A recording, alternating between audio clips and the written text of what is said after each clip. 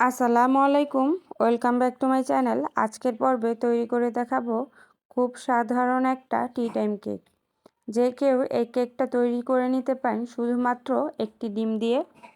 একটি মাত্র ডিম দিয়ে এই কেকটা তৈরি করে নিতে পারেন। খেতে কিন্তু অসম্ভব মজা, খুবই নরম তুলতুলে হবে।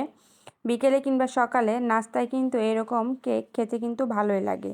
চাইলে তৈরি করে 2 থেকে 3 দিন সংরক্ষণও করতে পারেন। চলুন তাহলে দেখে নিই কীভাবে তৈরি করে নেব। টি টাইম কেকের জন্য শুকনো উপকরণ চেলে নিতে হবে। তো এই জন্য আমি এখানে 1 কাপ পরিমাণ ময়দা দিয়ে দিলাম, আর দিয়ে দিলাম 1 টেবিল চামচ পরিমাণ কর্নফ্লাওয়ার, আর এখানে অ্যাড করে দিব 1 চা চামচ পরিমাণ বেকিং পাউডার। তো এগুলো একসাথে করে আমি চেলে নেব। শুকনো উপকরণ অবশ্যই চেলে নিতে হবে কেক তৈরির ক্ষেত্রে। তো চেলে আমি একটা স্প্যাচুলার সাহায্যে এগুলোকে ভালো করে মিশিয়ে নিচ্ছি। মেশানো হয়ে গেলে এই শুকনো উপকরণ আমি এক সাইডে রেখে দেব। আর এখানে একটা বাটিতে আমি একটা ডিম নিয়ে নিলাম রুম টেম্পারেচারে থাকা, আর এখানে হাফ কাপের থেকে একটু বেশি পরিমাণ চিনি দিয়ে দিয়েছি। চিনিটা আপনারা কম বেশি করতে পারেন। তো চিনিটা আমি একবারে দিব না, অল্প অল্প করে দিয়ে বিট করে নেব। আপনারা চাইলে হ্যান্ড উইক্সের সাহায্যে বিট করে নিতে পারেন। এখানে যেহেতু ফোমের এত প্রয়োজন নেই, এটা টি টাইম কেক, তো যে কোনোভাবেই বিট করে নিতে পারেন। তো হ্যান্ড উইক্সের সাহায্যে বিট করে নিতে পারেন। তো বিট করা হয়ে গেছে, চিনিগুলো যতক্ষণ না পর্যন্ত গলে যায় ততক্ষণ পর্যন্ত বিট করে নিয়েছি। তো এখানে আমি দিয়ে দিলাম হাফ কাপের মতো রান্নার তেল, আর দিয়ে দিলাম ভ্যানিলা এসেন্স 1 চা চামচ। এগুলো দিয়ে 1 মিনিটের মতো বিট করে নেব। বিট করা হয়ে গেলে আমি শুকনো উপকরণগুলো অল্প অল্প করে দিয়ে মিক্স করে নেব। একসাথে শুকনো উপকরণ দিব না। শুকনো উপকরণ দেওয়ার ক্ষেত্রে আমি আবারও চেলে দিচ্ছি। এখানে আমি হাফ কাপের থেকে একটু কম জাল করা দুধ নিয়ে নিয়েছি। তো অল্প অল্প করে দুধ দিব, আর এই শুকনো উপকরণ দিয়ে অল্প অল্প করে হ্যান্ড উইক্সের সাহায্যে সবগুলো মিশিয়ে নেব। তো ভালো করে মেশাতে হবে যেন কোনো দলা না থাকে। তো এইভাবে হ্যান্ড উইক্সের সাহায্যে অনবরত নাড়াচাড়া করে এই ব্যাটারটা তৈরি করে নিতে হবে।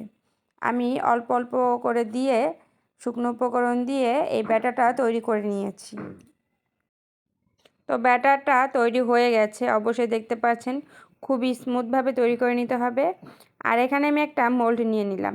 তো এইটাকে আমি অয়েল ব্রাশ করে নিয়েছি। অয়েল ব্রাশ করে সাধারণ একটা কাগজ দিয়ে দিলাম নিচ থেকে, দিয়ে উপর থেকে অয়েল ব্রাশ করে দিলাম। এখন আমি ব্যাটারটা ঢেলে দিয়ে দিচ্ছি। অবশ্যই দেখতে পাচ্ছেন ব্যাটারটা কিন্তু বেশি ঘন না, তো একটু পাতলাই হবে। এটা যেহেতু টি টাইম কেক, পাতলা হলে দেখা যাবে কি কেকটা খেতে খুবই মজা হবে এবং খুবই সফট হবে। তো এই তো ব্যাটারটা দিয়ে দিলাম, আর এখানে একটা হাঁড়িতে আমি অল্প পরিমাণ বালি দিয়ে প্রিহিট করে রেখেছি। তো এখন আমি মোল্ড দিয়ে দিলাম। মোল্ডটা দিয়ে 30 থেকে 40 মিনিট ঢাকনা দিয়ে ঢেকে রেখে দেবো। আমি সিলভারের ঢাকনা দিয়ে দিয়েছি। 30 থেকে 40 মিনিট পর আমি চলে আসলাম। তো অবশ্যই দেখতে পাচ্ছেন কেকটা কিন্তু এই পর্যায়ে হয়ে গেছে। আমি একটা টুথপিকের সাহায্যে চেক করে নিচ্ছি। এই পর্যায়ে দেখতেই পাচ্ছেন, দেখেই বোঝা যাচ্ছে যে কেকটা ভালো করে হয়ে গেছে। তো এখন আমি আপনাদেরকে দেখিয়ে দিচ্ছি। এখন আমি এই কেকটাকে মোল্ড আউট করে নেব। তো কেকটা অনেকটাই ঠান্ডা হয়ে গেছে, তো আমি একটা চাকুর সাহায্যে নামিয়ে নিচ্ছি। আপনারা চাইলে উপর থেকে সুগার সিরাপ দিতে পারেন, তাহলে কিন্তু কেকটা দীর্ঘক্ষণ খুবই নরম তুলতুলে থাকবে এবং খেতেও ভালোই লাগবে। তো এখন আমি এই কেকটা কেটে দেখিয়ে দিচ্ছি এই কেকটা কতটা সফট এবং নরম হয়েছে। তো মাঝে মাঝে বিকেলে নাস্তায় এরকম টি টাইম কেক তৈরি করে নিতে পারেন খুবই অল্প উপকরণে, শুধুমাত্র একটা ডিম দিয়ে।